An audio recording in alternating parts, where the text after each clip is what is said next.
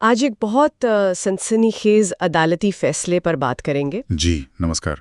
बेंगलुरु की special court का फैसला है ये। हाँ, पूर्व सांसद प्रज्वल रेवन्ना को बलात्कार के मामले में उम्र कैद हुई है। बिल्कुल।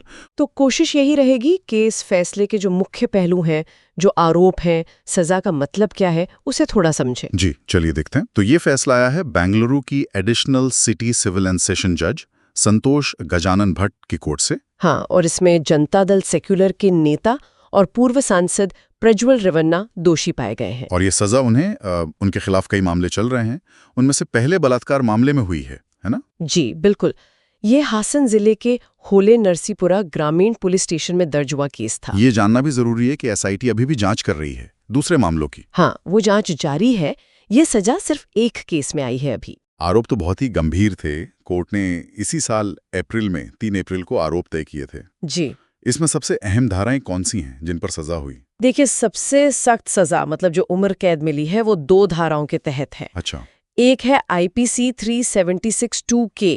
अच्छा। इसका मतलब है प्रभुत्व की स्थिति में बलात्कार, मतलब अपनी पोजीशन ऑफ डोमिनेंस का इस्तेमाल करके। यानी पावर का गलत इस्तेमाल। हाँ, और दूसरी धारा है 376(2)N, यानी एक ही महिला के साथ बार बार बलात्कार करना। अच्छा, ये 2 मुख्य धाराएं हैं उम्र कैद के लिए। जी, और इनके अलावा भी कई धाराएं हैं, जैसे 354A यौन उत्पीड़न, 354B निर्वस्त्र करने के इरादे से हमला। और 354C भी है, ताक झांक वाला। हाँ, वो भी है।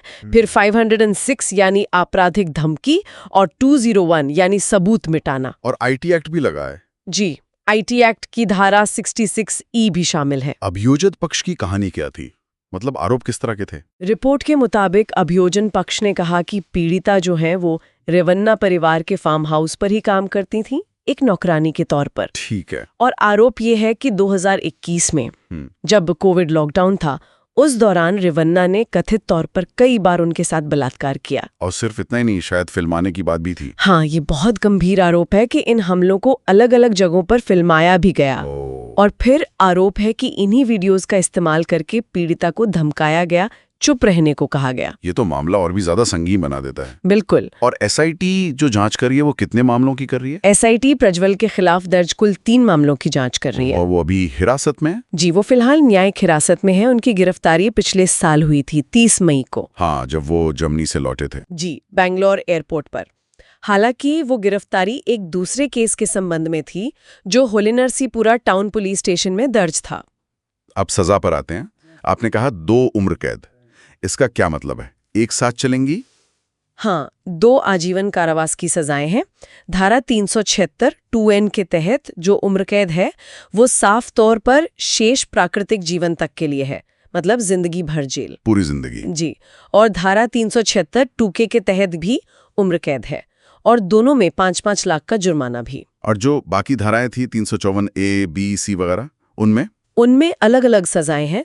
2 साल से लेकर 7 साल तक की सख्त सजा, जैसे 354B में 7 साल है, और बाकी में 3-3 साल की सजा और जुर्माना भी है। लेकिन ये सब जुड़ेंगी नहीं? आपने कहा साथ चलेंगी। नहीं, जुड़ेंगी नहीं। कोर्ट ने कहा है कि सारी सजाएं एक साथ चलेंगी, कॉन्करेंट सेंटेंसेस। अच्छा, तो इसका मतलब हुआ कि प्रभावी सजा उम्र कैद ही रहेगी, वो भी जीवन भर वाली। जी बिल्कुल, जो सबसे लंबी सजा होती है वही लागू होती है ऐसे मामलों में। सजा पीड़िता को मिलेगा? हाँ, ये भी तय हुआ है।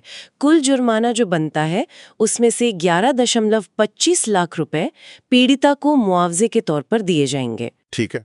और बाकी रकम? बाकी रकम राज्य सरकार को जाएगी।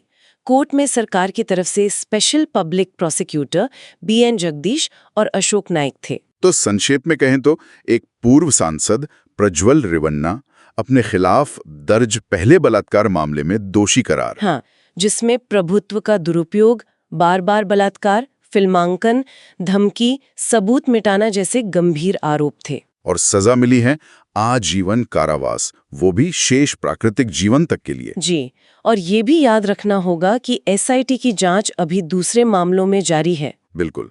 ये फैसला तो आ गया, न्याय प्रक्रिया का एक चरण पूरा हुआ, पर ये सोचने वाली बात है ना? हाँ, क्या? कि जब कोई इतने ऊंचे पद पर हो, इतना प्रभावशाली हो, तो उसके खिलाफ न्याय पाना कितना मुश्किल होता होगा। सही बात है। ये व्यवस्था पर सवाल उठाता है कि ऐसे मामलों में, खासकर जहां पावर का ऐसा असंतुलन हो, पीड़ितों को सुरक्षित महसूस कराने और निष्पक्ष न्याय सुनिश्चित करने के लिए और क्या कदम उठाने की जरूरत है? बिल्कुल, ये एक अहम सवाल है जिस पर शायद हमें आगे भी सोचने की जरूरत है।